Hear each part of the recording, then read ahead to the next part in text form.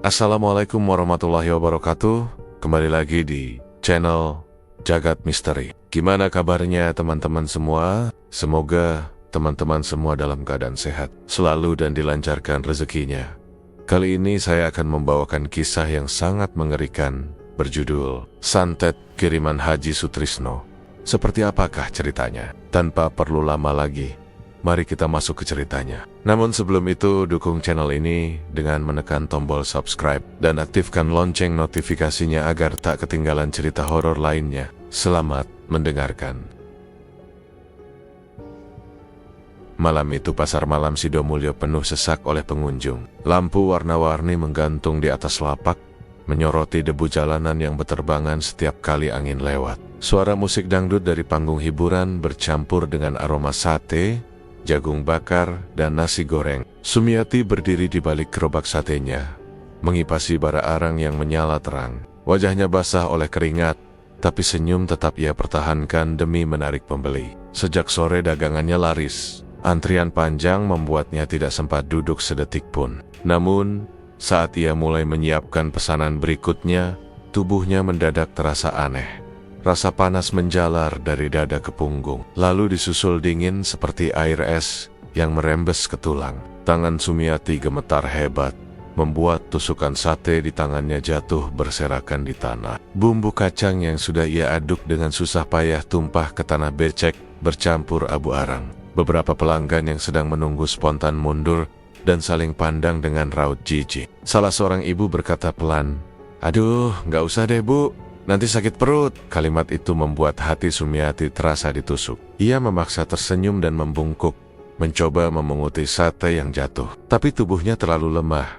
Pandangan Sumiati mulai berkunang-kunang. Suara orang-orang di sekitarnya terdengar jauh dan bergema. Ia berpegangan pada tiang tenda agar tidak roboh. Panas dari tungku arang terasa menusuk kulit wajahnya, tapi tubuhnya menggigil, seolah berada di ruangan dingin. "Bu, gak apa-apa?" tanya seorang anak muda yang lewat. Sumiati hanya mengangguk pelan. Ia memutuskan menutup dagangan lebih cepat, meski baru separuh sate terjual. Dalam hati ia khawatir bagaimana menutup kebutuhan esok, tapi tubuhnya benar-benar tidak bisa diajak kompromi. Di seberang jalan, Pak Haji Sutrisno memperhatikan semua kejadian itu dengan tatapan tajam. Ia duduk di balik gerobak nasi gorengnya yang malam itu sepi pembeli. Tatapannya tidak bisa disembunyikan, penuh kebencian dan dengki. Ia melihat Sumiati yang menutup dagangan lebih awal, lalu tersenyum tipis. Ia pernah berjualan di tempat itu jauh lebih lama, namun semenjak Sumiati datang, pembelinya banyak beralih. Uang yang dulu lancar kini macet, dan amarah dalam dadanya tumbuh setiap hari melihat Sumiati semakin dikenal. Sumiati menghela napas berat. Ia mematikan bara arang, menata kembali peralatan dagang seadanya, lalu mulai mendorong gerobak menuju rumah. Jalanan desa sudah mulai sepi, hanya sisa lampu dari panggung dangdut yang masih terlihat dari kejauhan. Angin malam terasa lembab dan menusuk tulang. Ketika roda gerobaknya melewati jalan menurun kecil di depan musola, gerobak itu mendadak macet. Ia mendorong lebih kuat, tapi roda tidak bergerak sedikit pun. Ia menengok ke bawah. Tidak ada batu atau ranting yang mengganjal. Sumiati mencoba lagi, tapi kali ini ia merasa seperti ada yang menahan dari belakang. Udara di sekitarnya terasa berat, napasnya menjadi pendek. "Ya Allah, kenapa ini?" gumamnya pelan. Ia menatap sekitar, tapi tidak ada siapapun di jalan itu. Rumah-rumah penduduk sudah gelap. Hanya ada suara jangkrik dan sesekali gonggongan anjing dari kejauhan. Keringat dingin mengalir di lehernya. Ia menarik gerobak ke belakang, lalu mencoba dorong lagi dengan tenaga penuh. Kali ini roda berputar seperti biasa. Suara decit roda terdengar panjang dan menyeramkan di tengah sepinya malam. Ia berusaha meyakinkan diri bahwa itu hanya kebetulan. Mungkin tanahnya sedikit miring, atau rodanya perlu diminyaki. Namun perasaan aneh itu tidak juga hilang. Sepanjang jalan pulang, tubuh Sumiati seperti dikelilingi pandangan yang tidak terlihat. Setiap kali ia menengok ke belakang, ada bayangan samar di ujung gang yang seolah mengikutinya. Saat ia berhenti, bayangan itu pun diam. Saat ia berjalan lagi, bayangan itu juga bergerak. Ia menelan ludah, mempercepat langkah. Jalan menuju rumahnya melewati kebun pisang yang cukup gelap, karena lampu jalan di situ sudah mati berbulan-bulan. Daun-daun pisang yang bergoyang diterpa angin terdengar seperti bisikan pelan. Jantungnya berdegup kencang. Ia menunduk, memusatkan pandangan ke jalan depan dan menoleh lagi. Begitu sampai di rumah, Sumiati langsung menutup pintu rapat-rapat. Rumah kayunya kecil, tapi cukup untuk dirinya dan anak perempuannya yang masih sekolah dasar. Ia menyalakan lampu ruang tengah, lalu duduk di lantai, mencoba menenangkan diri. Tangannya masih gemetar, tubuhnya masih terasa panas dan dingin bergantian. Ia memegangi perutnya yang mulai terasa nyeri. Tidak ada luka, tapi rasa sakit itu seperti ditarik dari dalam. Ia mengusap kening yang basah oleh keringat, lalu memandang dinding kosong. Suasana rumah yang biasanya tenang kini terasa asing. Setiap bunyi kecil terdengar seperti langkah seseorang di luar jendela. Dari kamar belakang, terdengar suara batuk kecil anaknya, Sri Sumiati, berdiri perlahan, memastikan anaknya tidur nyenyak. Ia menyelimuti tubuh kecil itu dan menatap wajahnya lama-lama. Dalam hati ia berjanji untuk tetap kuat. Ia tahu hidup sebagai janda yang berjualan di pasar tidak mudah, apalagi harus menanggung biaya sekolah dan makan setiap hari. Tapi malam ini, rasa takut itu jauh lebih besar dari lelah atau lapar. Ia kembali duduk di ruang tengah. Angin masuk dari celah pintu membuat tirai tipis di jendela bergoyang. Sumiati menatap bayangan dirinya di kaca jendela yang buram. Matanya sayu, wajahnya pucat. Ia mencoba menenangkan pikiran, meyakinkan diri bahwa semua yang terjadi di pasar tadi hanyalah karena kelelahan. Ia terlalu sibuk. Mungkin tekanan darahnya turun, tapi entah mengapa, keyakinan itu tidak bisa menenangkan hatinya. Ada sesuatu yang tidak beres, tapi ia tidak tahu apa. Beberapa menit kemudian terdengar suara krek pelan dari arah dapur. Sumiati menoleh, tapi tidak ada apa-apa. Suara itu terulang lagi, kali ini lebih keras, seperti ada yang menggeser sesuatu di lantai. Ia berdiri, mengambil sapu yang bersandar di tembok. Jantungnya berdetak kencang. Langkahnya pelan menuju dapur. Lampu dapur masih menyala. Panci dan wajan tersusun seperti biasa. Ia menatap sudut gelap dekat pintu belakang, tapi hanya ada bayangan. Mungkin tikus, pikirnya. Ia menaruh kembali sapu itu dan menutup pintu dapur rapat-rapat. Namun perasaan gelisah itu justru semakin menjadi. Malam semakin larut. Sumiati merebahkan diri di depan bambu ruang tengah karena tidak sanggup naik ke kamar. Ia menatap langit-langit, mendengarkan suara malam yang terasa berbeda dari biasanya. Udara dingin meresap sampai ke tulang, tapi kulitnya justru terasa panas. Ia menggenggam ujung selimut, menutup sebagian wajah. Dalam hati ia berdoa agar bisa tidur meski hanya sebentar. Tapi matanya tetap terbuka, seolah ada sesuatu yang menahannya untuk memejamkan mata. Suara angin dari luar terdengar seperti langkah kaki yang menjauh, lalu kembali mendekat.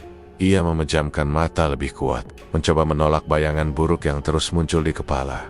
Ia menarik selimut hingga menutupi dada, berusaha menenangkan diri, namun setiap detik justru membuat jantungnya berdetak makin keras. Dalam gelap yang remang, ia memandangi lenggit-lenggit kayu yang mulai lapuk. Serpihan debu jatuh perlahan dari selapapan, seolah menandai sesuatu yang tidak terlihat sedang bergerak di atas sana. Suara langkah berat terdengar di teras. Pelan tapi jelas, seperti seseorang yang memakai sepatu besar berjalan bolak-balik di depan pintu. Sumiati menahan napas. Ia berharap itu hanya angin yang membuat papan bergoyang. Tapi suara itu terlalu teratur, tidak seperti bunyi kayu biasa. Ia menegakkan tubuh, mencoba mendengarkan lebih cermat. Langkah itu berhenti tepat di depan pintu rumah. Lalu hening, detik berikutnya, terdengar ketukan pelan, sekali, dua kali, lalu berhenti. Sumiati menatap ke arah pintu yang tertutup rapat. Tidak ada suara lain. Tapi sebelum ia sempat berpikir, ketukan itu terdengar lagi lebih keras dan cepat. Ia terlonjak kecil dan menatap sekeliling. Dalam hati ia berdoa agar Sri, anaknya, tetap tidur. Tapi suara itu terus berpindah. Dari pintu depan ke dinding sebelah kamar. Suara duk-duk-duk terdengar berulang, seolah seseorang memukul-mukul dinding dengan kepalan tangan. Sumiati menelan ludah. Ia berdiri perlahan, melangkah menuju jendela depan. Dengan tangan gemetar, Ia membuka sedikit tirai kain tipis yang menutupi kaca. Jalanan di luar gelap dan kosong. Tidak ada orang, tidak ada bayangan, hanya pohon pisang yang bergoyang pelan diterpa angin. Ia menutup kembali tirai itu dengan cepat dan mundur beberapa langkah. Tubuh Nia kaku, kulit tengkuknya terasa dingin. Ketukan di dinding berhenti mendadak. Rumah kembali sunyi, hanya suara jangkrik yang terdengar di luar. Ia menghela napas pelan, mencoba meyakinkan diri bahwa itu mungkin suara binatang. Tapi ketenangan itu tidak berlangsung lama. Dari arah kamar Sri, terdengar suara benda jatuh. Disusul teriakan kecil anaknya yang membuat darah Sumiati seolah berhenti mengalir. "Bebe!" teriak Sri dengan suara ketakutan. Sumiati segera berlari ke kamar, membuka pintu dengan kasar. Di dalam, Sri duduk di pojok ranjang dengan mata melebar dan wajah pucat. Ia menunjuk ke arah sudut kamar yang gelap. "Ada di situ, Bu. Ada orang." Suaranya gemetar. Sumiati menatap ke arah yang ditunjuk. Sudut kamar itu gelap karena lampu tidak menjangkau sepenuhnya. Ia tidak melihat siapapun, tapi hawa di ruangan itu terasa berat dan menekan. Bau lembab kayu tua bercampur keringat dingin yang menetes di lehernya. "Nggak ada siapa-siapa, Nak. Udah, tenang ya," katanya dengan suara pelan sambil memeluk Sri. Tapi baru saja ia menenangkannya, kulit punggungnya terasa panas luar biasa, seperti disentuh bara api. Ia spontan menjerit kecil dan menepok-nepok punggungnya sendiri. Tidak ada luka, tapi panasnya menusuk. Sri menangis keras, semakin ketakutan. Sumiati memegang erat bahu anaknya sambil menatap ke sekeliling kamar. Udara di dalam terasa berputar, seakan angin masuk dari arah yang tidak jelas. Tirai jendela bergerak pelan, padahal jendelanya tertutup rapat. Suara kayu berderit pelan dari langit-langit. Ia menggandeng Sri, mengajaknya pindah ke ruang tengah. "Tidur di sini aja, ya. Jangan takut," ucapnya singkat. Sri menurut, masih dengan air mata yang belum kering. Sumiati menyalakan lampu ruang tengah lebih terang, berharap cahaya bisa mengusir rasa takut. Tapi tak lama kemudian lampu itu berkedip-kedip aneh. Kilatan cahaya putih muncul sebentar, lalu padam, membuat ruangan tenggelam dalam gelap. Sumiati berlari ke saklar dan mencoba menyalakannya kembali. Tapi sia-sia, arus listrik masih ada, karena lampu dari rumah tetangga di kejauhan masih menyala. Hanya rumahnya yang gelap total. Sumiati menggenggam tangan Sri lebih erat. "Bu, kenapa mati?" tanya Sri, pelan. "Gak apa-apa, nanti nyala lagi," jawab Sumiati dengan suara yang dipaksakan tenang, meski ia sendiri gemetar. Mereka duduk berdekatan di lantai ruang tengah, mendengarkan suara malam yang terasa semakin aneh. Beberapa menit kemudian, terdengar bunyi langkah pelan dari arah dapur. Bukan langkah berat seperti sebelumnya, tapi langkah ringan yang menyeret di lantai kayu. Sumiati menoleh cepat. Matanya menatap gelap ke arah dapur. Tidak ada cahaya, hanya bayangan hitam samar di ambang pintu. Ia memicingkan mata, berusaha memastikan, namun bayangan itu justru lenyap. Suasana kembali hening, tetapi hawa panas yang menyengat dari belakang tubuhnya muncul lagi. Ia mengusap tengkuk, tapi kulitnya terasa kering dan panas, seperti baru disetrika. Sri memeluk ibunya semakin erat, sambil menutup wajah dengan tangan kecilnya. "Bu, aku takut," bisiknya pelan. "Ibu juga," jawab Sumiati jujur. Suaranya nyaris tak terdengar. Ia menatap jendela yang tertutup rapat, berharap fajar segera datang. Tapi waktu seolah berhenti. Setiap detik terasa lama, setiap napas berat. Dari luar, terdengar suara ayam berkokok, tanda dini hari hampir tiba. Hawa dingin mulai masuk dari celah dinding. Sumiati tetap duduk tanpa bergerak. Ia takut berpindah tempat. Takut setiap gerakan justru memancing sesuatu yang lebih buruk. Matanya terasa berat, tapi ia tidak berani memejamkan sepenuhnya ketika akhirnya cahaya pagi menembus selapapan dinding. Sumiati perlahan berdiri. Sri sudah tertidur di pangkuannya. Wajahnya masih tegang. Sumiati menatap tangannya yang kaku, lalu mencoba merilekskan jari-jari Nia yang membiru karena dingin. Ia menghela napas panjang, berusaha menghapus bayangan semalam dari pikirannya. Namun rasa aneh di tubuhnya belum hilang. Kulit lengannya terasa nyeri. Ia menggulung lengan bajunya pelan, dan matanya membesar melihat bercak biru gelap di sana. Lebam bundar sebesar uang logam muncul tanpa sebab. Ia menekan pelan. Terasa perih menusuk. Ia yakin semalam tidak terbentur apapun. Rasa takut yang sempat reda kini kembali menyeruak. Ia berdiri di depan cermin kecil yang tergantung di dinding ruang tengah, memperhatikan wajahnya sendiri. Wajah itu pucat, mata sayu, bibir kering. Ia tak mengenali dirinya lagi, seolah semalam telah menguras seluruh tenaganya. Sumiati mencoba menenangkan diri dengan berwudu dan salat subuh singkat. Tapi setelah itu, ia hanya duduk di lantai ruang tengah, menatap kosong ke arah pintu. Setiap suara kecil dari luar rumah membuatnya menoleh cepat, seolah seseorang masih berada di sekitar. Pagi itu terasa lebih lama dari biasanya. Suara anak-anak berangkat sekolah terdengar samar dari kejauhan. Sumiati berusaha tersenyum ketika Sri bangun dan bertanya, kenapa ibunya tidak tidur di kamar. Ia hanya menjawab, ibu capek aja nak. Tapi dalam hatinya, ketakutan itu belum benar-benar hilang. Setiap sudut rumah terasa berbeda, seakan ada yang mengawasi gerak-geriknya. Lebam di lengannya menjadi bukti bahwa yang terjadi semalam bukan mimpi atau halusinasi. Ia memegang lengan itu lama-lama, berharap rasa sakitnya hilang.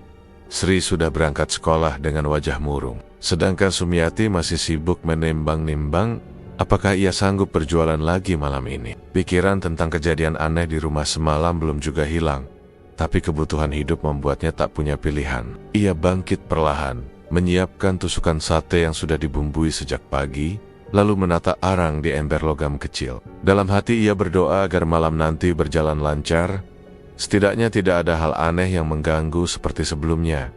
Menjelang sore, Sumiati mendorong gerobaknya ke arah pasar malam yang mulai ramai. Langit berwarna oranye tua, angin membawa bau asap dan debu. Suara pedagang yang saling memanggil pembeli terdengar bersahutan. Sumiati menempati tempat yang sama seperti biasanya, di dekat tikungan jalan tempat lampu gantung besar menggantung di atas tiang bambu. Ia menyalakan bara arang dan mulai memanggang beberapa tusukan sate pertama. Asapnya naik ke udara membawa aroma daging yang biasa membuat orang lewat berhenti. Tapi kali ini, tidak satu pun yang mendekat.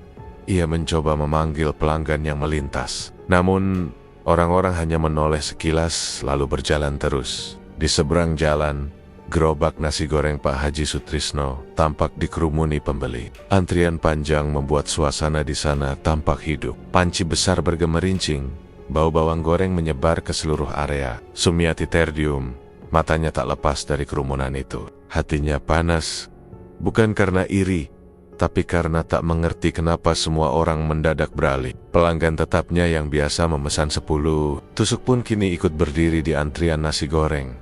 Dua perempuan muda yang lewat di depan gerobaknya saling berbisik. Katanya satenya sekarang bau, kayak daging busuk, ucap yang satu dengan nada jijik. Temannya mengangguk. Iya, tetangga sebelahku juga bilang gitu. Kemarin sempat beli, terus langsung dibuang. Kalimat itu terdengar jelas di telinga Sumiati. Ia menunduk, menahan air mata yang mulai menggenang. Ia tahu rasa satenya tidak pernah berubah, bumbu masih sama, daging masih segar, tapi omongan orang di pasar cepat menyebar seperti angin. Dan begitu reputasi jatuh, sulit untuk diperbaiki. Sumiati mencoba memanggil seorang pembeli yang baru datang. Ayo mbak, satenya masih hangat, baru bakar, katanya dengan suara serak. Namun begitu membuka mulut lebih lebar, suaranya mendadak serak berat dan parau. Tenggorokannya kering, lalu tiba-tiba rasa sesak menekan dari dalam. Seolah ada tangan yang menahan lehernya kuat-kuat. Ia mencoba menarik napas, tapi suaranya hilang sama sekali. Pembeli yang sempat menoleh hanya mengerutkan dahi dan pergi begitu saja. Sumiati panik. Ia menepuk dada sendiri, mencoba menelan ludah, tapi tidak ada suara keluar. Lehernya seperti dicekik dari dalam, meski tidak ada siapapun di dekatnya. Ia memegang tenggorokan sambil membungkuk. Tubuhnya gemetar. Setelah beberapa detik yang terasa sangat panjang, rasa sesak itu perlahan mengendur. Napasnya tersengal, wajahnya pucat. Ia mencoba bicara lagi, namun suaranya tetap hampir tak terdengar. Malam itu terasa lebih panjang dari biasanya. Setiap menit ia hanya duduk diam di belakang gerobak, menatap arang yang padam karena angin malam. Sate yang sudah matang dibiarkan dingin, Tak seorang pun datang membeli. Beberapa pedagang di sekitar memandangnya iba, tapi tak berani mendekat. Suasana pasar malam yang ramai terasa asing baginya. Di tengah keramaian itu, Pak Haji Sutrisno justru tampak makin bersemangat. Suaranya keras memanggil pembeli. "Hayo, nasi goreng panas, bersih, enak dan sehat," teriaknya sambil melirik ke arah Sumiati. Nada suaranya seperti sindiran yang disengaja. Orang-orang di sekitar ikut tertawa kecil. Sumiati menunduk makin dalam, tidak sanggup membalas. Ia tahu Pak Haji tidak sekadar bersaing dagang, tapi sudah menaruh kebencian yang sulit dijelaskan. Dulu mereka sering saling membantu, tapi sejak dagangan Sumiati lebih ramai, sikapnya berubah dingin dan sinis. Sumiati berusaha menenangkan diri. Ia memungut satu tusuk sate, mencium baunya, dan tak menemukan yang aneh. Tapi ketika ia mendekatkan ke hidung lagi, tercium aroma yang membuat perutnya mual. Bau anyir tajam, seperti daging yang disimpan berhari-hari. Ia menjatuhkan tusukan itu spontan, matanya berkaca-kaca. Ia tidak percaya, padahal semua bahan yang ia beli pagi tadi segar dari tukang daging langganan. Ia memandangi tumpukan sate di gerobak, seolah berharap bau itu menghilang, tapi semakin lama semakin menusuk. Hatinya hancur. Ia tahu tak akan ada yang mau membeli lagi malam itu. Sekitar 1 jam kemudian, Sumiati duduk diam di belakang gerobak dengan kepala tertunduk. Tangannya bergetar memegang uang receh hasil penjualan yang bahkan tidak cukup untuk membeli bahan besok. Tubuhnya lemas, matanya menatap kosong ke arah tanah yang gelap. Angin malam berhembus pelan, membawa debu dan sisa aroma makanan dari lapak-lapak lain. Di kejauhan, Pak Haji Sutrisno masih sibuk melayani pembeli. Suara spatulanya memukul wajan logam terdengar berulang, diselingi tawa keras yang menusuk telinga. Beberapa orang masih menatap Sumiati dengan pandangan aneh, seolah ia adalah sumber bau tidak sedap yang mengganggu suasana pasar. "Sudah nasib, Mi, mungkin kamu kurang bersih," celetuk seseorang dari belakang tanpa menatap. Sumiati menoleh, tapi orang itu sudah berjalan pergi. Ia menunduk lagi, menahan tangis yang hampir pecah. "Saya selalu bersih," gumamnya pelan. Suaranya nyaris tak terdengar, tapi tidak ada yang mau mendengarkan. Dunia di sekitarnya terasa menjauh. Hanya suara hatinya sendiri yang berbisik, bertanya apa salahnya sampai semua berubah secepat itu. Menjelang tengah malam, Sumiati memutuskan menutup dagangan. Ia membersihkan arang yang tersisa dan mematikan sisa bara yang hampir padam. Saat menendak, rasa sakit tiba-tiba muncul di perutnya. Perihnya seperti ditusuk benda tajam dari dalam berulang kali, membuat tubuhnya menekuk spontan. Ia menahan perut dengan kedua tangan, menggigit bibir agar tidak berteriak. Keringat dingin membasahi pelipisnya. Ia berusaha berdiri, tapi lututnya gemetar. Beberapa pedagang melihat dan mendekat, tapi Sumiati menggeleng lemah. "Gak apa-apa, cuma kecapekan," katanya lirih sambil menahan rasa sakit yang menjalar. Ia mendorong gerobaknya perlahan keluar area pasar. Setiap langkah terasa berat, napasnya pendek-pendek. Jalan pulang terasa lebih panjang malam itu. Setiap kali roda melewati batu kecil, rasa sakit di perutnya kembali datang, membuat tubuhnya membungkuk setengah. Ia tidak tahu harus bagaimana, hanya ingin cepat sampai rumah dan berbaring. Tapi dalam hati kecilnya, muncul rasa sedih yang sulit dijelaskan, bukan hanya karena sakit di tubuh, tapi karena harga dirinya seolah diremuk di depan banyak orang. Ia tahu hidupnya tidak mudah, tapi ia tidak pernah menyangka harus menghadapi kehancuran seperti ini. Sampai di rumah, Sumiati langsung duduk di lantai, menekan perutnya yang masih berdenyut. Nafasnya berat, keringat dingin menetes di kening, dan wajahnya pucat hampir tanpa warna. Ia menatap lantai kayu yang mulai gelap karena malam semakin larut, sambil berharap rasa sakit itu berhenti meski hanya sebentar. Tapi semakin ia menunduk, semakin terasa perutnya seolah bergerak sendiri. Ia berbaring perlahan, menggigit ujung selimut agar tidak berteriak keras. Malam itu terasa panjang, dan tubuhnya seperti menolak semua bentuk istirahat.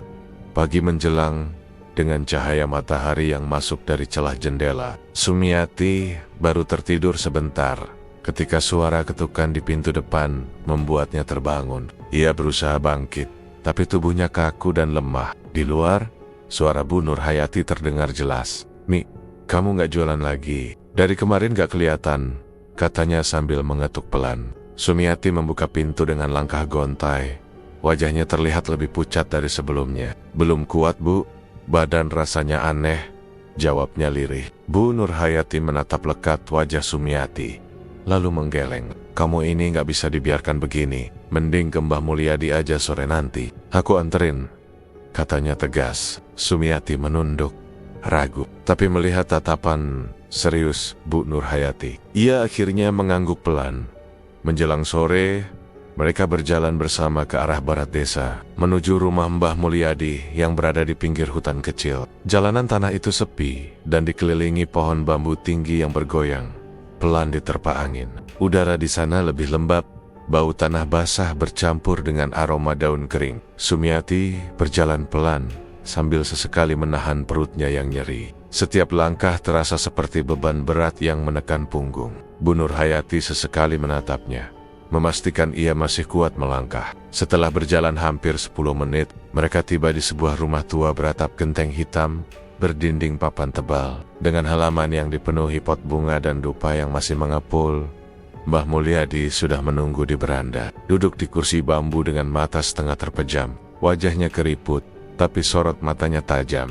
Begitu melihat Sumiati, ia langsung berdiri dan mempersilakan masuk. Masuk, Nak, duduk di tikar sana, ucapnya pelan. Suara tuanya berat dan dalam. Sumiati menurut. Di dalam rumah, udara terasa panas dan bau kemenyan memenuhi ruangan. Ada beberapa botol kecil berisi cairan hitam di atas meja kayu. Di sudut ruangan tergantung kain putih yang penuh tulisan Jawa kuno. Sumiati menelan ludah, merasa jantungnya berdetak lebih cepat. Ada apa di perutmu? Tanya Mbah Mulyadi sambil menatapnya lama. Saya nggak tahu, Bah. Rasanya kayak ditusuk-tusuk, jawab Sumiati pelan. Mbah Mulyadi mengangguk pelan, lalu mengambil minyak dari meja dan mengoleskannya di kedua telapak tangannya. Ia menyuruh Sumiati berbaring di atas tikar pandan. Bu Nurhayati duduk di dekat kepala Sumiati, menggenggam tangannya erat-erat. Sabar ya, Mi, bisiknya. Mbah Mulyadi mulai memijat pelan bagian perut bawah dengan ujung jarinya. Awalnya terasa biasa saja, tapi tak lama kemudian Sumiati menjerit keras. Tubuhnya menegang, kedua tangannya mencengkeram tikar sampai jari-jarinya kaku. Aduh, Bah, sakit sekali. Tolong, hentikan, teriaknya. Tapi Mbah Mulyadi tidak berhenti.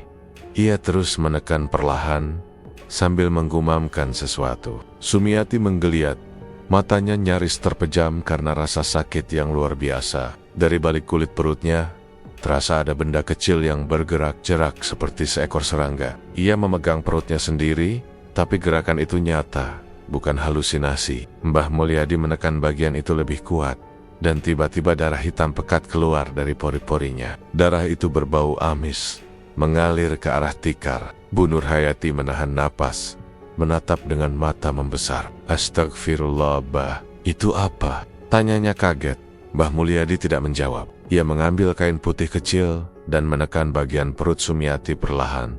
Dari situ, sesuatu yang keras dan runcing muncul sedikit demi sedikit. Sumiati menjerit sampai suaranya serak. Tahan, Nak, jangan bergerak, ucap Mbah Mulyadi pelan tapi tegas. Setelah beberapa detik, jarum logam berkarat keluar sepenuhnya dari kulitnya, meneteskan darah hitam kental. Sumiati menangis, tubuhnya gemetar hebat. Belum sempat ia tenang, Mbah Mulyadi kembali menekan sisi lain perutnya. Gerakan benda di bawah kulit itu kembali terasa, berpindah tempat seperti merayap mencari jalan keluar. 1 jarum lagi muncul, lalu 2, lalu 3. Total 5 buah jarum berkarat keluar satu persatu, meneteskan darah ke tikar pandan hingga warnanya berubah gelap. Setelah semuanya keluar, Sumiati terkulai lemas, matanya berkaca-kaca, napasnya tersengal. Bu Nurhayati segera membersihkan darah dengan kain basah dan memegang tangan Sumiati yang dingin. Sudah, Nak, sudah keluar semuanya, kata Mbah Mulyadi sambil menaruh jarum-jarum itu di atas piring kecil. Ia menatap Sumiati lama, lalu berkata pelan, jarum ini bukan hal biasa. Ada yang menaruh ini di tubuhmu dengan niat jahat, supaya rezekimu mampet dan hidupmu sengsara. Suaranya datar tapi menekan. Sumiati menatap jarum-jarum itu, matanya kosong, siapa yang tega begitu, Bah? Tanyanya pelan, nyaris tak terdengar. Orang yang hatinya gelap. Nak, biasanya karena iri atau dengki, jawab Mbah Mulyadi sambil menatap tajam ke arah jendela, seolah melihat sesuatu di luar. Bau kemenyan makin pekat, udara di dalam rumah semakin panas. Sumiati tidak sanggup bicara lagi. Hatinya dipenuhi ketakutan dan bingung. Ia tidak tahu siapa yang tega melakukan ini padanya di desa sekecil ini, tempat semua orang saling kenal. Ia memegang perutnya yang masih terasa nyeri, mencoba memahami kenyataan bahwa 5 jarum besi pernah tertanam di dalam tubuhnya tanpa ia sadari. Setelah membersihkan luka dengan ramuan cair berwarna hijau tua, Mbah Mulyadi menyuruh Sumiati beristirahat sebentar sebelum pulang.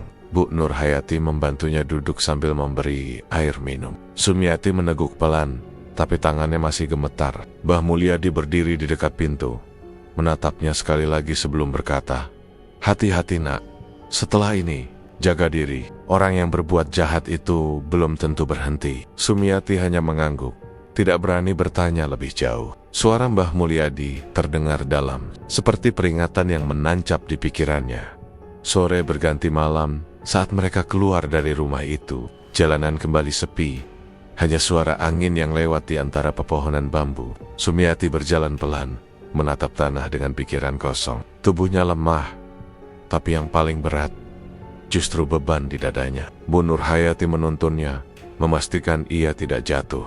"Kamu harus kuat, Mi. Jangan dipikir dulu siapa pelakunya, yang penting sembuh," ucapnya lembut. Sumiati hanya mengangguk pelan, tanpa menjawab. Matanya kosong menatap jalan tanah yang membentang di depan. Bau kemenyan dari rumah Mbah Mulyadi masih menempel di pakaiannya, bercampur dengan bau darah dan minyak gosok. Sesampainya di rumah, Sumiati langsung merebahkan diri di lantai ruang tengah. Udara pagi terasa pengap, dan rumahnya yang kecil tampak lebih sunyi dari biasanya. Dari luar, suara ayam dan langkah orang lewat terdengar samar. Sumiati menatap lenggit-lenggit dengan pandangan kosong, memikirkan nasibnya yang tak juga membaik meski sudah berobat. Ia tahu, mau tidak mau, ia harus kembali berjualan demi anaknya. Sri butuh makan dan biaya sekolah. Ia menarik napas panjang, menahan rasa nyeri yang masih menusuk perut, lalu duduk perlahan.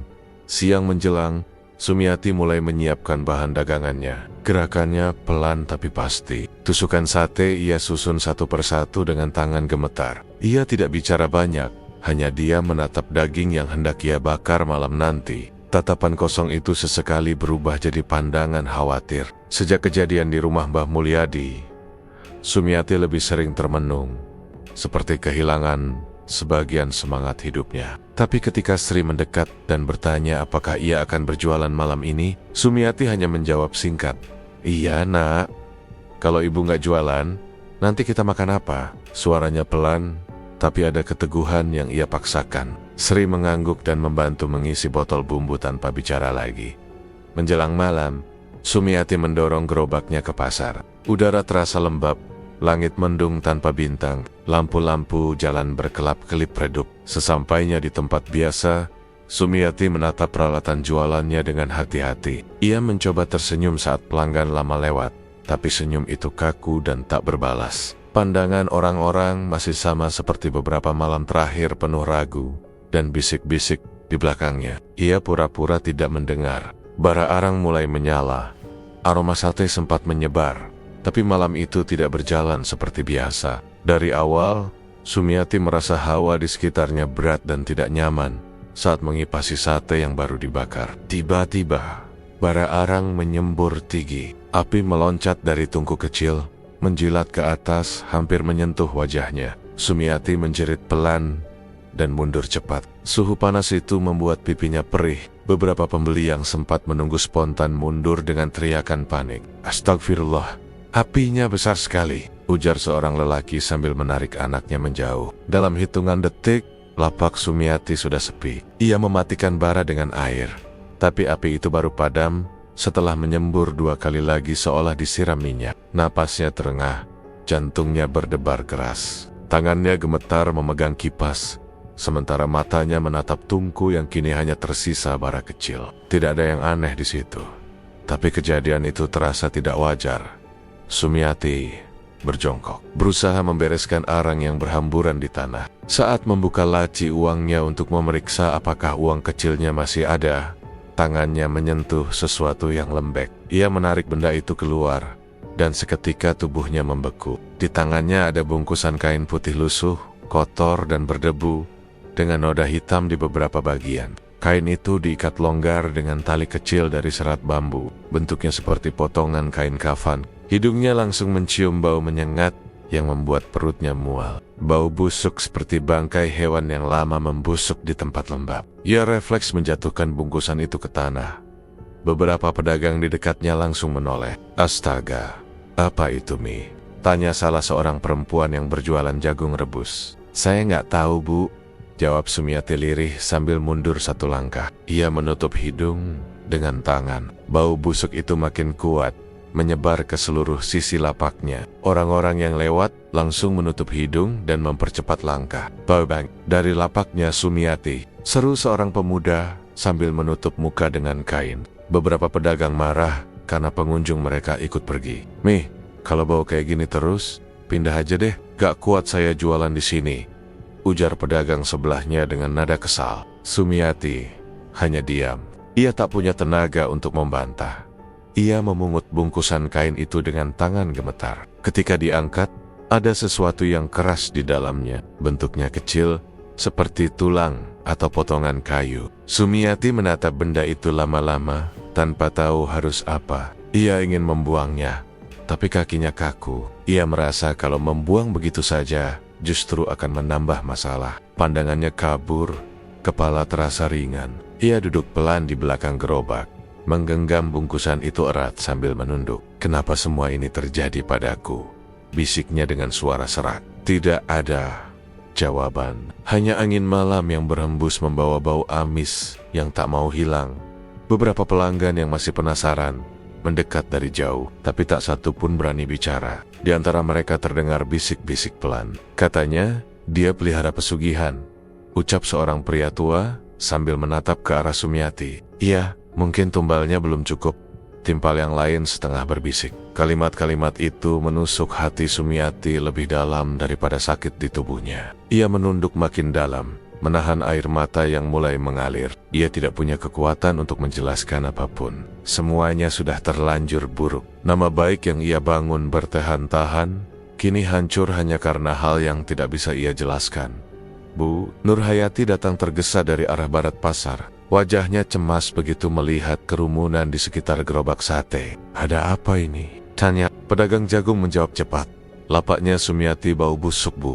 Katanya ada kain kafan di uangannya. Nurhayati langsung menatap Sumiati yang duduk lemas di tanah. Ya Allah, Mi, ini apa lagi? Katanya pelan. Sumiati hanya menggeleng lemah. Ia menyerahkan bungkusan itu tanpa bicara. Nurhayati membukanya perlahan dengan ujung jarinya. Begitu terbuka, tampak potongan tulang kecil berwarna kekuningan, seperti tulang hewan, dibungkus rapat dalam kain putih yang lembab. Nurhayati langsung menutupnya kembali.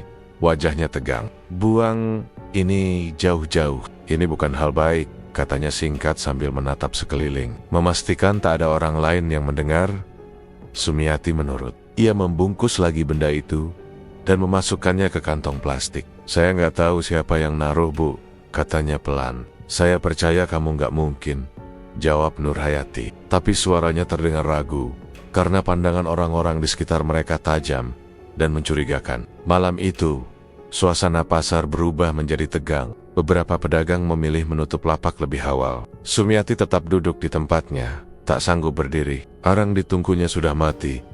Sate yang setengah matang dibiarkan dingin. Tidak ada pembeli, hanya tatapan dan bisikan yang membuat dadanya sesak. Menjelang tengah malam, Sumiati akhirnya membereskan semua dagangannya dengan sisa tenaga. Ia menaruh bungkusan itu di dasar gerobak dan menutupnya rapat. Saat mendorong gerobaknya pulang, beberapa orang masih menatapnya dengan pandangan curiga. Ada yang berbisik pelan, ada yang sengaja menyingkir saat ia lewat. Jalanan terasa panjang dan berat. Angin malam membawa sisa bau busuk dari bajunya yang belum sempat dibersihkan. Setiap langkah terasa seperti menanggung beban yang tak kelihatan. Setibanya di rumah, ia menutup pintu perlahan, menatap gerobaknya yang terparkir di halaman, lalu menatap tangannya sendiri yang bergetar.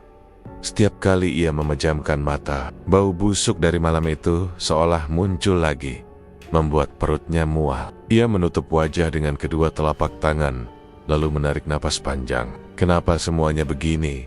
gumamnya pelan. Tapi tidak ada jawaban selain suara jangkrik di luar rumah.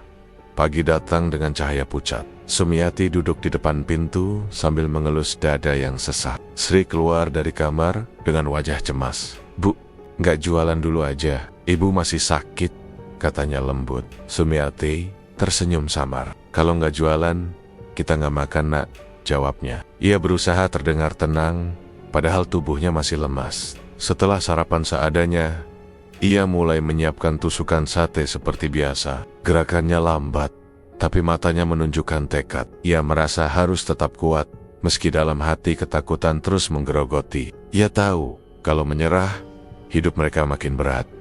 Menjelang malam, Sumiati kembali ke pasar malam. Jalanan basah karena hujan sore tadi. Udara lembab membawa aroma tanah bercampur asap dari lapak pedagang lain. Ia mendorong gerobaknya perlahan, berhenti di tempat yang sama seperti biasa. Beberapa pedagang sempat melirik ke arahnya tapi tidak menyapa. Mereka masih menaruh curiga sejak kejadian malam sebelumnya. Sumiati pura-pura tidak peduli, hanya menata peralatan jualannya dengan hati-hati. Ia menyalakan arang dan mulai memanggang sate. Asap putih tipis naik perlahan, membawa aroma daging terbakar yang seharusnya menggugah selera. Namun malam itu udara di sekitar lapaknya terasa berat dan aneh. Beberapa pelanggan mulai mendekat. Dua orang pemuda memesan masing-masing 10 tusuk sate. "Bu, jangan lama-lama ya, udah lapar banget," kata salah satunya sambil tertawa kecil. Sumiati mengangguk, mencoba tersenyum, tapi senyum itu cepat hilang ketika bara arang di tungku menyala lebih terang dari biasanya. Api berkobar kecil, membuat daging cepat gosong. Ia menurunkan kipas dan meniup perlahan. "Aneh, biasanya nggak sepanas ini," gumamnya. Ia berusaha menenangkan diri, lalu melanjutkan memanggang. Pelanggan masih menunggu sambil bercakap ringan. Beberapa menit berlalu, dan tiba-tiba dari atap tenda gerobaknya terdengar bunyi tetesan air. Awalnya pelan, seperti hujan sisa yang menetes dari terpal. Tapi ketika Sumiati menoleh ke atas, ia tidak melihat genangan air di sana. Ia kembali fokus ke sate yang hampir matang. Seketika, tetesan itu jatuh ke piring di depannya. Warna merah segar langsung terlihat jelas di bawah cahaya lampu. Cairan itu kental dan menetes terus, satu demi satu, jatuh tepat di atas piring sate yang baru disiapkan. Sumiati terdiam, matanya membesar. Ia menatap cairan itu lama, berharap hanya sambal yang tumpah, tapi bau amis yang kuat membuatnya mundur setapak. "Bu, itu Dira," suara salah satu pemuda terdengar gugup. Sumiati menelan ludah, tidak sanggup menjawab. Tetesan berikutnya jatuh lagi, kali ini lebih deras. Cairan merah mengalir dari ujung terpal ke meja, lalu menetes ke tanah. Pelanggan yang menunggu langsung panik. "Astrid, itu!" teriak seseorang. Suasana lapak mendadak ricuh. Beberapa orang menjerit dan mundur cepat. Seorang ibu menutupi mulut anaknya yang menangis ketakutan. Bau amis semakin menyengat, menusuk hidung siapapun yang lewat. Sumiati mematung, tidak tahu harus berbuat apa. Hatinya berdegup cepat, tangan gemetar hebat. Ia meraih kain lap untuk membersihkan meja, tapi semakin ia usap, cairan merah itu justru makin banyak mengalir entah dari mana. Sumiati mencoba menengok ke atas, tapi atap terpalnya bersih. Tidak ada sobekan, tidak ada genangan air. Namun cairan merah terus menetes deras. Ia menggigil, merasakan bulu kuduk berdiri. "Ya Allah, ampunilah aku," bisiknya sambil mengelap meja. Tapi setiap kali kainnya menyentuh cairan itu, warnanya makin gelap dan mengental. Pelanggan sudah berlarian menjauh. Beberapa menjerit histeris. "Itu darah beneran!" teriak seorang perempuan dari kejauhan. Dalam sekejap, lapak Sumiati menjadi pusat perhatian. Pedagang lain mulai menutup dagangan mereka karena takut tertular sial.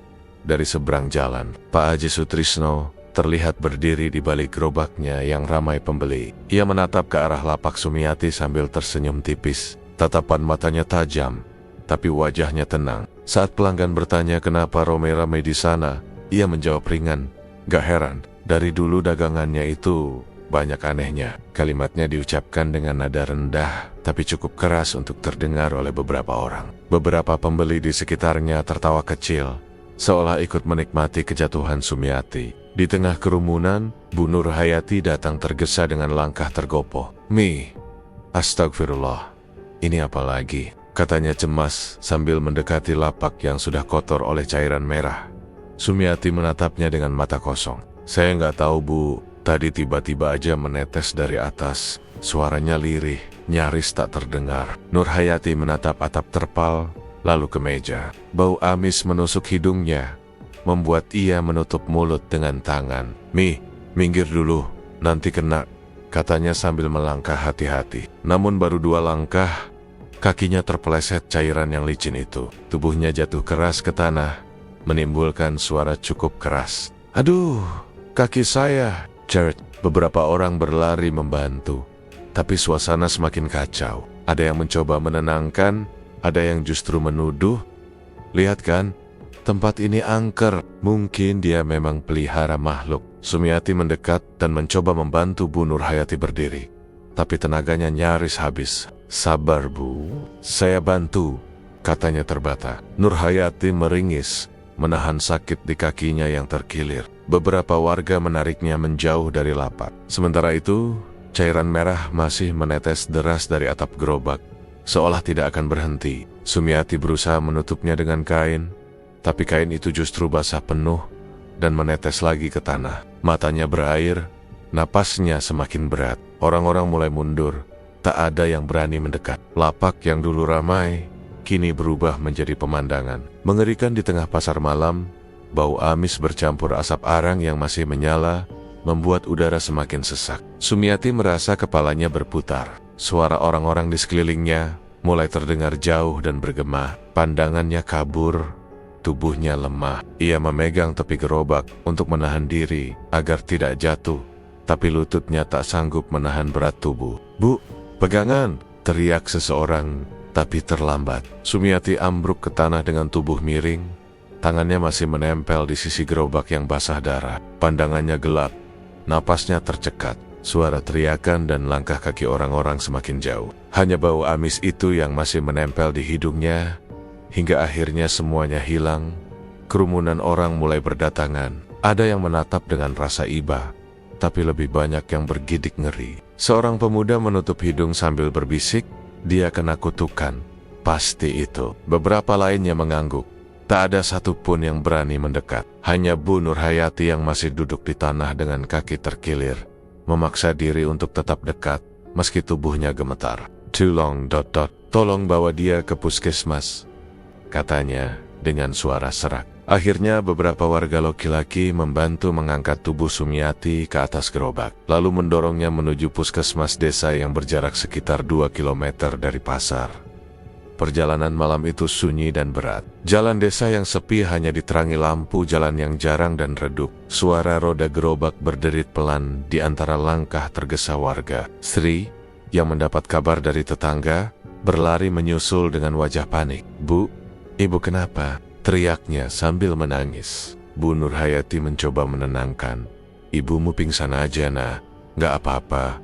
Sabar ya." Tapi nada suaranya sendiri terdengar tidak yakin. Sumiati masih terbaring tak bergerak, matanya tertutup, bibirnya pucat kebiruan. Dari tubuhnya masih tercium bau amis samar yang membuat beberapa orang di belakang memilih menjaga jarak. Tak ada yang bicara banyak sepanjang jalan. Hanya langkah terburu dan desah napas berat di antara rasa takut yang menekan. Sesampainya di puskesmas, dokter jaga yang masih muda langsung menyuruh mereka membawa Sumiati ke ruang periksa. Cahaya putih lampu membuat ruangan itu tampak dingin. Dokter memeriksa nadi dan tekanan darah dengan ekspresi bingung. Nadinya lemah, tapi detak jantungnya cepat sekali," katanya sambil menatap perawat di sampingnya. "Dia sakit apa, Dok?" tanya Bu Nurhayati cemas. Dokter menggeleng. "Belum tahu, nggak ada luka luar, tapi kondisinya drop sekali. Bisa jadi kelelahan berat." Ia menyiapkan infus dan menyuruh Sri keluar sebentar agar tidak panik. Tapi Sri menolak. "Saya mau di sini sama ibu," katanya dengan mata basah. Akhirnya dokter mengizinkan. Beberapa menit pertama tampak tenang. Infus sudah terpasang, dan napas Sumiati sedikit lebih teratur. Namun saat dokter membuka bagian dada untuk memeriksa pernapasan, sesuatu yang tak masuk akal terjadi. Di depan mata semua orang, kulit di leher Sumiati tiba-tiba memerah. Lalu muncul garis-garis tipis seperti digores benda tajam. Garis itu makin panjang dan berubah menjadi bekas cakar berwarna merah tua. Darah tipis mulai keluar dari luka itu. Perawat di sebelah menjerit kecil sambil mundur beberapa langkah. "Ya Allah, Dok, itu lihat," katanya dengan wajah pucat. Dokter langsung menatap leher dan lengan Sumiati yang kini penuh goresan baru. Seperti dicakar kuku panjang yang dalam. Sumiati terbangun mendadak, menjerit kesakitan. "Aduh, panas, Dok. Panas sekali," teriaknya sambil menahan perih di kulitnya. Tubuhnya melengkung menahan sakit. Tangannya bergetar hebat. Tri yang melihatnya langsung menangis histeris. Ibu jangan mati." Ia memegang tangan ibunya yang dingin, tapi tidak bisa berbuat apa-apa. Dokter mencoba menahan Sumiati agar tidak menggeliat. Namun setiap kali ia menyentuh, darah segar mengalir dari luka baru yang tiba-tiba muncul. "Ini nggak mungkin," ucap dokter lirih. Wajahnya mulai panik. Perawat lain menyiapkan kasa steril dan alkohol. Tapi setiap kali luka dibersihkan, garis merah baru muncul lagi di bagian lain. Seolah ada yang mencakar dari dalam kulit. Bu Nur Hayati berdiri di dekat pintu. Wajahnya pucat pasi. Ia berbisik pelan, "Dok, ini bukan penyakit biasa. Tolong panggil orang pintar. Ini pasti kiriman." Dokter menoleh cepat dengan nada tinggi. "Bu, saya nggak mau dengar hal gaib di ruangan ini. Ini tempat medis, bukan tempat perdukunan." Suaranya tegas, tapi tangannya gemetar saat menekan perban di dada Sumiati yang terus berdarah. "Tapi, Dok, saya sudah lihat banyak kejadian aneh di pasar malam. Sumiati diserang, dagangannya bau darah, dan sekarang kulitnya begini," kata Bu Nur Hayati menahan tangis. Dokter diam, matanya menatap luka-luka itu tanpa bisa menjelaskan apapun. Ia akhirnya memberi suntikan penenang dosis tinggi, agar Sumiati tidak terus berteriak kesakitan. Beberapa warga yang ikut mengantar menunggu di luar ruang periksa. Suara tangisan Sri masih terdengar samar dari dalam. Di ruang tunggu, perdebatan mulai terjadi. Seorang laki-laki tua berkata pelan, "Sudah jelas ini ulah orang jahat. Ada yang santet dia." Warga lain membalas, "Jangan ngomong sembarangan. Kalau itu santet, bisa bahaya buat kita semua." Suasana makin ramai. Beberapa perempuan memilih pergi karena takut tertular sial. "Saya nggak mau ikut campur. Nanti kena apes," ujar salah satunya sambil menutup kepala dengan selendang. Hawa di ruang tunggu terasa panas dan tegang. Sementara dari dalam terdengar rintihan Sumiati yang melemah pelan-pelan. Setelah beberapa saat, dokter keluar dengan wajah letih. Lukanya sudah dibersihkan. "Tidak parah, tapi saya belum tahu penyebabnya. Secara medis, ini nggak masuk akal," katanya singkat. Bu Nur Hayati mendekat. "Apa dia bisa pulih, Dok?" tanya. Dokter menarik napas panjang. "Kita lihat saja nanti. Sementara saya kasih obat penenang dan penguat tubuh. Tapi kalau ini terus terjadi, saya nggak tahu harus bagaimana." Ucapannya membuat semua orang terdiam. Tri memeluk lututnya di kursi tunggu. Wajahnya merah karena menangis terlalu lama. Ia menatap pintu ruang periksa yang tertutup rapat, berharap ibunya segera sembuh. Di dalam ruangan, Sumiati berbaring dengan tubuh tertutup selimut tipis. Wajahnya pucat, matanya terpejam, tapi napasnya masih berat. Luka-luka merah di leher dan lengannya mulai mengering, tapi rasa panasnya belum hilang. Dalam kesadarannya yang samar, ia mendengar suara orang berbisik dari pojok ruangan. Suara itu pelan, hampir tak terdengar, seolah berasal dari tempat jauh. Ia membuka mata sedikit, tapi yang terlihat hanya bayangan samar di dinding. Bayangan itu bergerak perlahan, lalu menghilang di bawah cahaya lampu. Ia ingin berteriak, tapi suaranya hilang. Hanya napas tercekat yang keluar dari tenggorokannya. Perawat masuk memeriksa kondisi infus. "Bu, jangan banyak bergerak dulu ya," katanya lembut. Sumiati mengangguk lemah. Matanya masih menatap langit-langit. Setiap helaan napas membuat dadanya perih. Ia tahu tidak ada yang bisa menolongnya malam ini. Rasa sakitnya datang dan pergi, seperti gelombang panas yang berpindah dari satu bagian tubuh ke bagian lain. Sri akhirnya diizinkan masuk lagi. Ia duduk di samping ranjang sambil menggenggam tangan ibunya. "Ibu jangan tinggalin aku," katanya pelan. Sumiati membuka mata sebentar, menatap wajah anak, lalu menutup lagi dengan sisa tenaga. Suasana puskesmas semakin sunyi. Hanya suara jangkrik dan kipas angin tua yang berputar pelan memecah kesunyian. Dalam hati, Nurhayati terus mengulang doa, berharap pagi datang cepat. Ia tidak tahu bagaimana menjelaskan semua yang terjadi pada warga desa nanti. Rasa takut bercampur bingung membuat pikirannya tidak tenang. Di luar ruangan, dokter sudah pergi beristirahat, meninggalkan mereka dalam keheningan panjang. Pagi tiba dengan langit mendung. Beberapa warga sudah berkumpul di halaman puskesmas, membicarakan keadaan Sumiati yang semalam dibawa dalam kondisi mengenaskan. Berita itu menyebar cepat ke seluruh desa. Orang-orang datang silih berganti hanya untuk memastikan kabar yang mereka dengar benar. Ada yang prihatin, tapi tak sedikit juga yang datang karena rasa ingin tahu. Katanya waktu diperiksa, muncul luka sendiri di badannya. Ucap seorang ibu dengan nada berbisik. "Iya, aku dengar juga gitu. Kyakwaya, kalau bukan santet, apalagi?" balas yang lain. Obrolan semacam itu terus bergulir di sudut-sudut desa, memunculkan rasa takut bercampur curiga di antara mereka. Siangnya, warung kopi di tepi jalan pasar menjadi tempat paling ramai. Beberapa laki-laki duduk melingkar di bangku kayu, membicarakan kejadian yang menimpa Sumiati. Asap rokok menebal di udara, sementara suara sendok memukul gelas terdengar di sela-sela percakapan. Di antara mereka, Supardi, mantan pembantu Pak Haji Sutrisno, terlihat gelisah. Wajahnya pucat, matanya tidak tenang. Ia menatap ke kanan dan kiri sebelum akhirnya membuka mulut. Saya sebenarnya mau diam, tapi hati saya nggak tenang," katanya pelan. Semua yang ada di warung langsung menoleh padanya. "Maksudmu apa, Part?" tanya seorang bapak dengan nada penasaran. Supardi menarik napas panjang sebelum melanjutkan. "Minggu lalu, sekitar tengah malam, saya disuruh Pak Haji ambil tanah dari halaman rumah Sumiati. Katanya cuma buat keperluan ritual bersih-bersih tempat usaha." Suaranya gemetar, tangannya menggenggam lutut. "Saya nggak curiga waktu itu, tapi sekarang saya nyesel. Saya nggak tahu tanah itu buat apa." Beberapa orang di warung langsung saling pandang. "Ambil tanah orang tengah malam, itu udah nggak beres, Part," ujar Pak Herman, penjual bakso yang duduk di sebelahnya. Supardi mengangguk pelan. "Saya tahu sekarang, tapi waktu itu saya nggak berani nolak. Saya cuma suruhan." Suasana di warung berubah hening seketika. Semua mata tertuju pada Supardi. Beberapa orang yang semula duduk santai kini menegakkan badan. Wajah mereka tegang. "Berarti yang nyantet Sumiati itu Pak Haji?" tanya seseorang setengah berbisik. Supardi tidak menjawab, hanya menunduk. "Saya nggak berani nuduh, tapi saya lihat sendiri malam itu. Setelah ambil tanah, Pak Haji suruh saya pulang dulu. Katanya dia mau ke kuburan lama dekat pasar. Saya takut, jadi langsung balik." Kalimat terakhir itu membuat beberapa orang di sana bergidik. Warung kopi yang biasanya ramai tawa kini terasa dingin.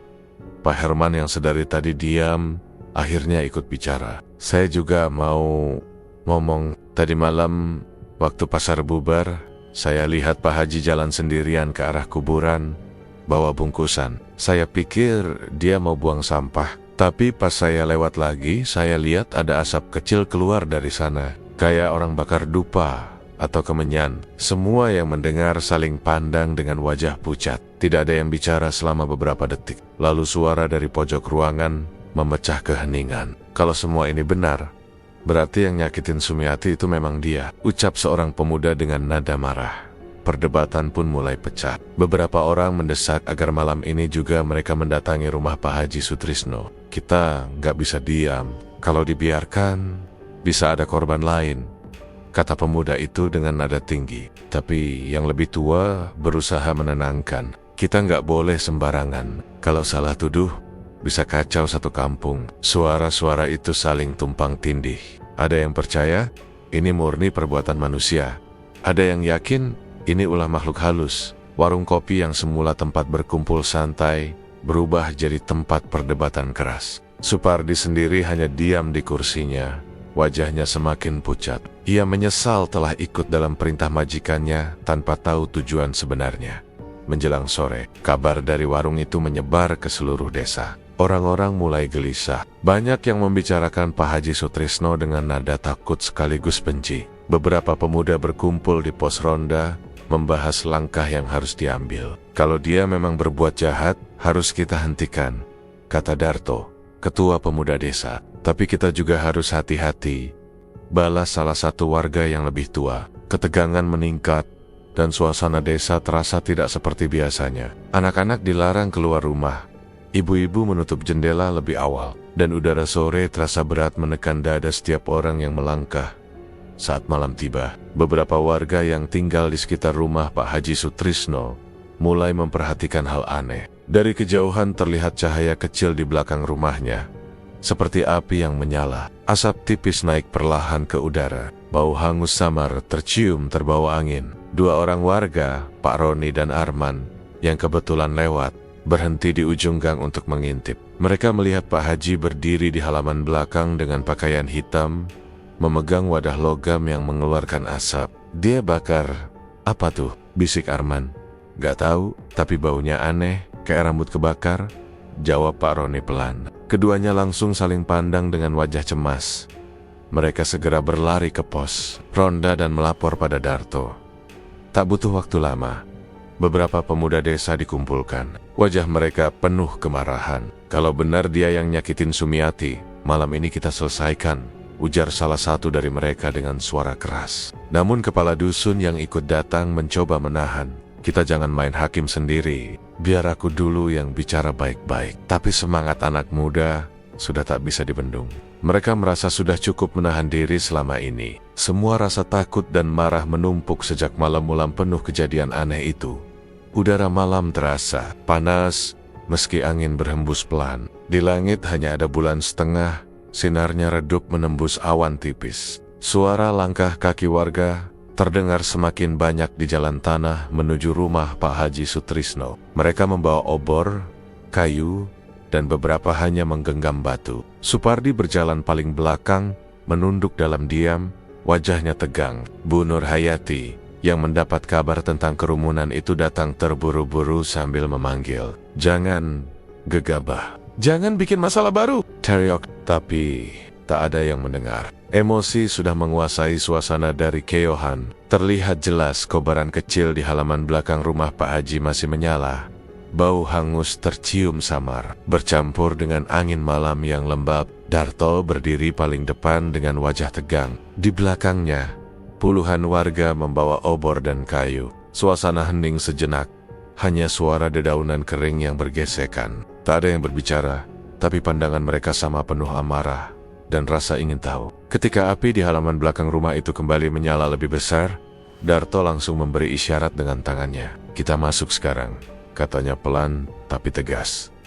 Mereka mendekat perlahan, mengendap di halaman yang dikelilingi pagar kayu tinggi. Dari balik celah pagar, tampak bayangan Pak Haji sedang berdiri membelakangi rumah, sibuk membakar sesuatu dalam wadah logam. Asapnya berwarna keabu-abuan, dan setiap kali angin bertiup, tercium bau menyengat seperti rambut terbakar. Dua pemuda melompat pagar dan membuka kunci pintu dari dalam. Dalam hitungan detik, puluhan warga menyerbu masuk ke pekarangan rumah itu. Suara langkah kaki dan teriakan kecil memecah kesunyian malam. Pak Haji menoleh panik, wajahnya pucat. Astagfirullah, kalian mau apa ini? Teriaknya, tapi tak ada yang menjawab.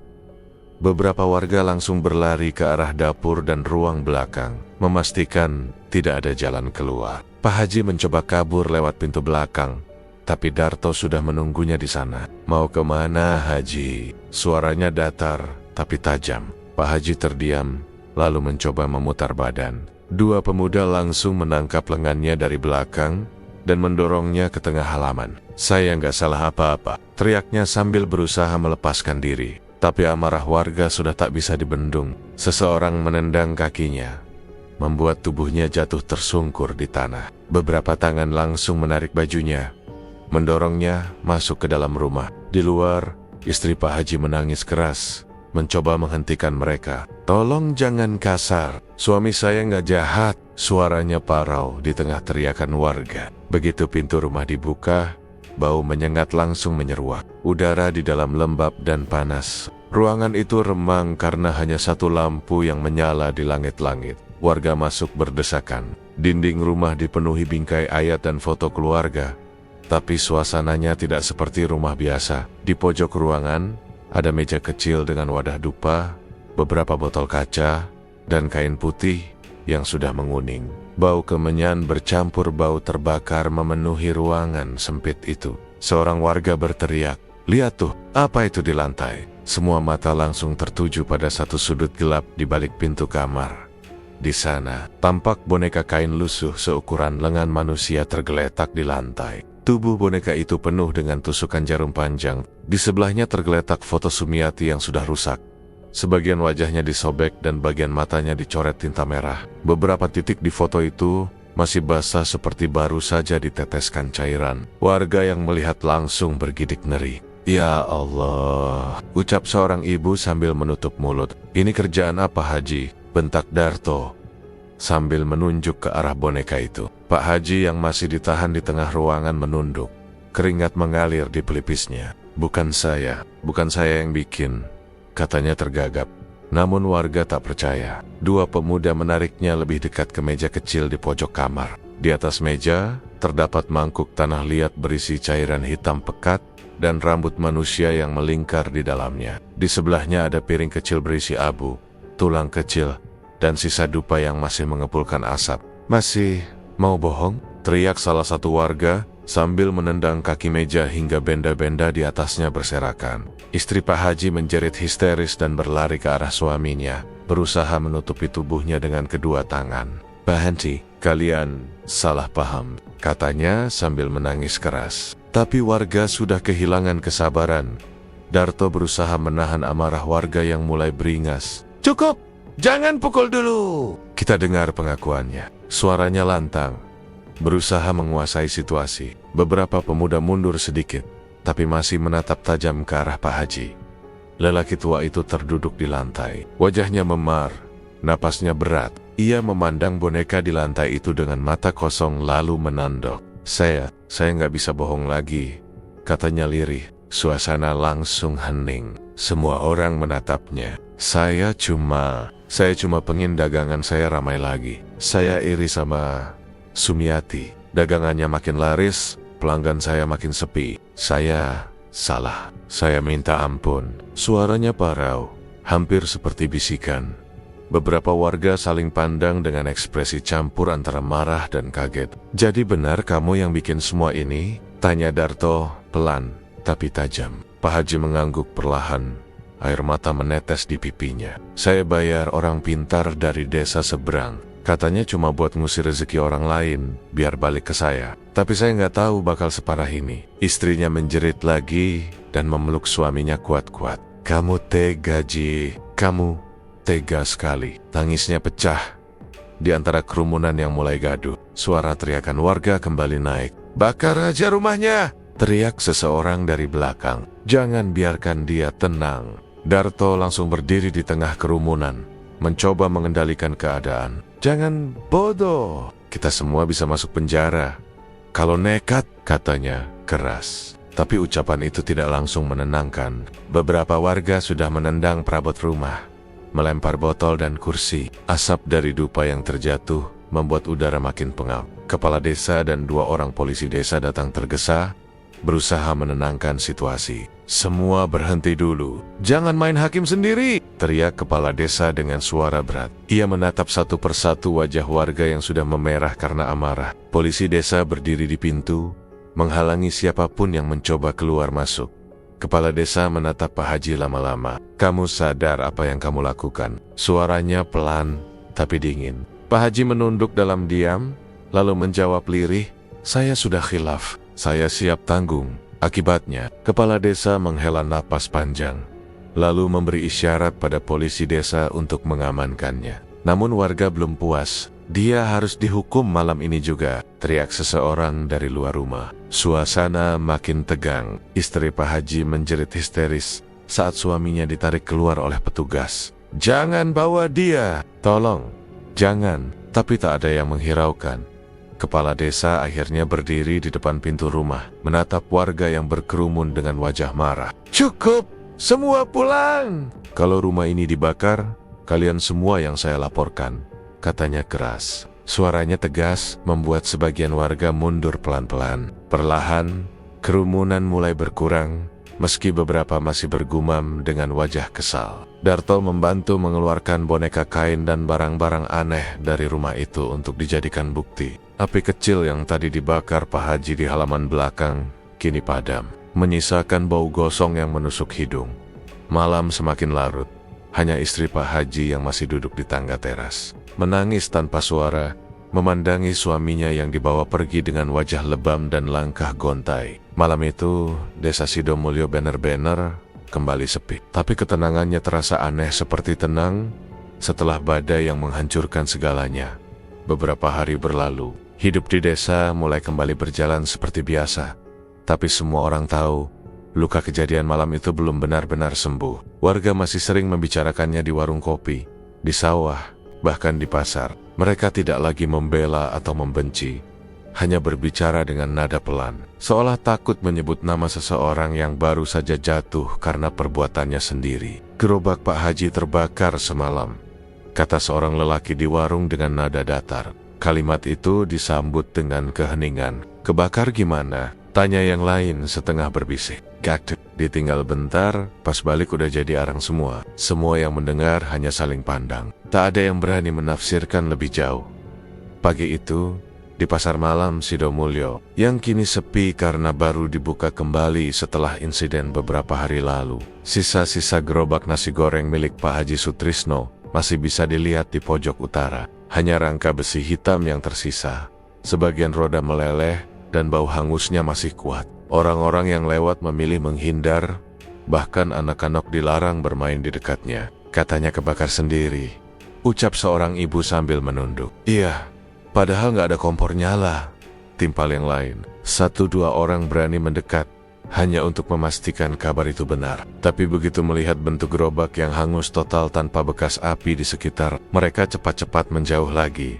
Di rumahnya, Pak Haji Sutrisno terbaring di dipan dengan tubuh lemah. Kulitnya tampak melepuh di beberapa bagian seperti luka bakar. Nafasnya berat, dan setiap malam ia menjerit ketakutan. Istrinya tak pernah tidur sejak malam pertama ia mendengar suaminya berteriak. Memegangi leher sambil menatap kosong ke arah sudut kamar. "Lepaskan, jangan cekik saya.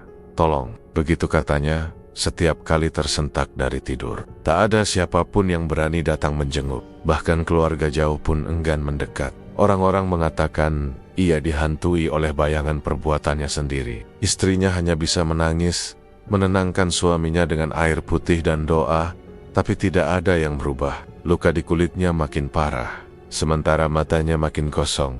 Berbeda dengan suasana rumah Pak Haji. Di rumah kecil milik Sumiati, perlahan mulai terasa hangat kembali. Meski tubuhnya masih lemah dan trauma belum hilang, ia sudah bisa duduk di beranda menatap matahari pagi. Wajahnya tampak lebih tenang, meski sorot matanya masih menyimpan rasa takut. Di sampingnya, Sri duduk sambil memijat kaki ibunya dengan lembut. "Ibu masih sakit?" tanya Sri pelan. Sumiati menggeleng sambil tersenyum tipis. "Enggak, cuma pegal dikit." Tapi dalam hatinya, rasa sesak dan panas yang dulu sering datang sudah mulai menghilang. Ia tahu, semua itu bukan karena obat, melainkan karena sesuatu yang lebih besar, akhirnya dibersihkan dari hidupnya. Kiai Ismail datang sore itu ditemani dua santri muda. Ia dikenal sebagai orang yang disegani di desa sekitar. Langkahnya pelan, namun mantap. Wajahnya teduh, tapi suaranya tegas. "Kita mulai nanti malam, Yami. 3 malam berturut-turut, biar bersih semuanya," katanya sambil menatap lembut. Sumiati menunduk dan mengangguk pelan. Ia tidak banyak bicara, hanya menyiapkan ember besar dan air sumur yang sudah diberi daun bidara seperti yang diminta. "Kiai," malam pun tiba dengan udara tenang. Di ruang tengah, cahaya redup dari bohlam menerangi wajah-wajah yang duduk melingkar sambil melantunkan zikir. Sumiati duduk di tengah, matanya terpejam, tangannya menggenggam kain kecil. Hawa hangat menyelimuti ruangan. Terasa jauh berbeda dari malam-malam yang dulu penuh teror. Air doa itu disiramkan perlahan ke kepala dan pundaknya. Saat air mengalir, Sumiati menutup mata dan tubuhnya bergetar. Ia merasakan panas yang selama ini seperti menempel di kulitnya, perlahan menguap. Kiai Ismail melanjutkan bacaan ayat tanpa jeda, sementara Sri duduk di dekat ibunya dengan mata berkaca-kaca. Saat air terakhir disiramkan ke punggung, Sumiati mulai menangis keras. Tangis yang lama tertahan akhirnya pecah. "Saya capek, Kiai. Saya capek takut terus," katanya di sela isat. Kiai Ismail hanya mengangguk dan berkata pelan, "Sekarang semuanya sudah berlalu. Jangan benci siapapun lagi. Cukup doakan." Kata-kata itu membuat tangis Sumiati makin pecah. Ia menangis lama, sampai tubuhnya lemas, tapi di wajahnya perlahan muncul ketenangan yang tak pernah ia rasakan. Sebelumnya, 3 malam berturut-turut ritual itu dilakukan. Malam pertama,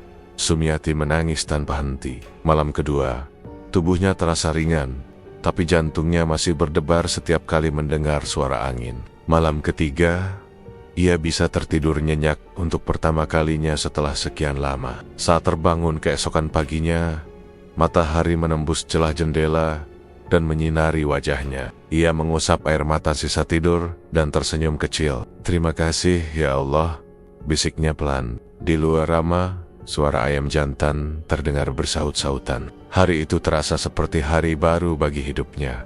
Warga yang sebelumnya menjauh kini perlahan mulai datang kembali. Beberapa ibu membantu membersihkan halaman rumah Sumiati. Para pemuda bergotong royong mengecat ulang gerobaknya yang sudah lama tak dipakai. Cat baru berwarna hijau muda membuatnya tampak segar dan bersih. Sumiati berdiri di depan rumah, memandangi mereka bekerja dengan perasaan campur aduk. "Kita bantu aja, Mi. Udah cukup kamu disiksa waktu itu," kata Bu Nur Hayati sambil tersenyum. Sumiati membalas senyum itu dengan mata berkaca-kaca. "Terima kasih, Bu. Saya nggak nyangka masih ada yang peduli." Ia memeluk Bu Nur Hayati dengan erat. Hati yang dulu penuh ketakutan kini mulai diisi rasa syukur dan tenang. Beberapa hari kemudian, Sumiati kembali ke pasar malam dengan gerobak barunya. Meski belum banyak pembeli, ia tetap semangat. Setiap tusukan sate yang dibakarnya terasa seperti simbol bahwa ia masih mampu berdiri. Orang-orang yang lewat menatapnya dengan pandangan berbeda, tidak lagi dengan curiga, tapi dengan rasa hormat dan kasihan. Ia melayani pembeli dengan senyum tipis, sederhana tapi tulus. Di antara asap arang yang naik perlahan, Sumiati seperti menemukan dirinya yang lama hilang. Hatinya tenang, meski luka batinnya belum sepenuhnya sembuh. Sementara itu, di ujung desa, rumah Pak Haji Sutrisno tampak sepi. Rumput liar mulai tumbuh di halaman. Pintu depan terkunci rapat, dan tak ada lagi suara dari dalam. Dikatakan bahwa Pak Haji kini tinggal bersama saudaranya di luar desa, dalam keadaan sakit-sakitan. Warga jarang membicarakannya lagi, tapi sesekali ada yang berbisik bahwa ia sering menjerit di malam hari. Ketakutan oleh bayangan yang tak terlihat, seperti dihukum oleh sesuatu yang tak bisa dijelaskan. "Itu mungkin balasan dari yang di atas," ucap seorang warga pelan saat melewati rumah itu. Tak ada yang menjawab, hanya angin sore yang berhembus membawa daun kering melintas di depan pagar.